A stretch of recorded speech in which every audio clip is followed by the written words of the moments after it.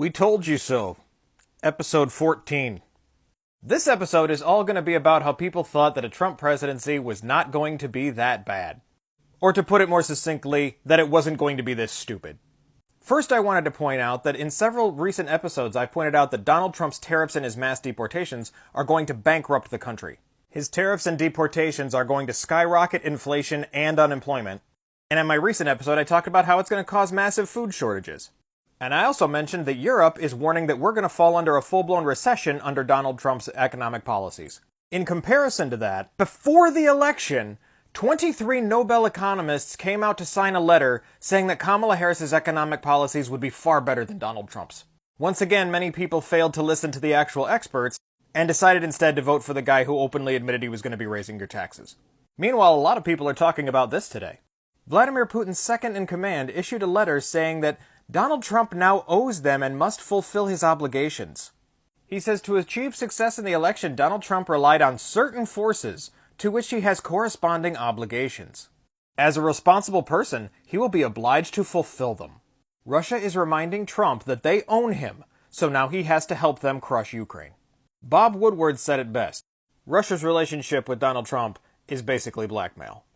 Don't fool yourselves. We're no longer the United States of America. We are owned by Russia.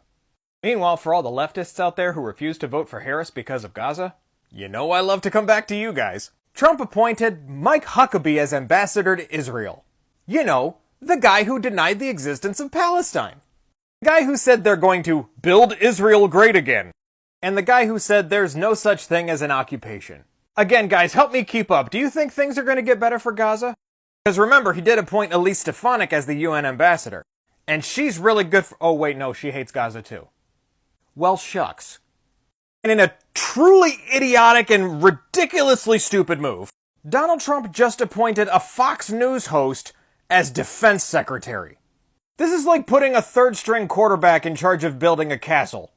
The person who is going to be in charge of our defense and strategizing our military is going to be a Fox News host. We are fucking doomed. Oh, and speaking of the military and doomed, Trump and his people are drafting an executive order that would create a board that would purge generals and members of the military who are not sufficiently loyal to Donald Trump. This is how he gets rid of the actual knowledgeable and experienced generals and replaces them with morons who are willing to do what he wants, even if it's illegal. He is going to take the brightest and most experienced people we have in the military and purge them so that he can replace them with people who will do whatever he wants.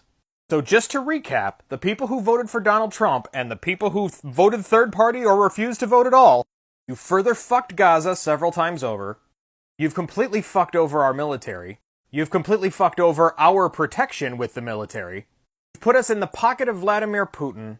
Oh, and in many hilarious cases, you've actually taken away your own healthcare.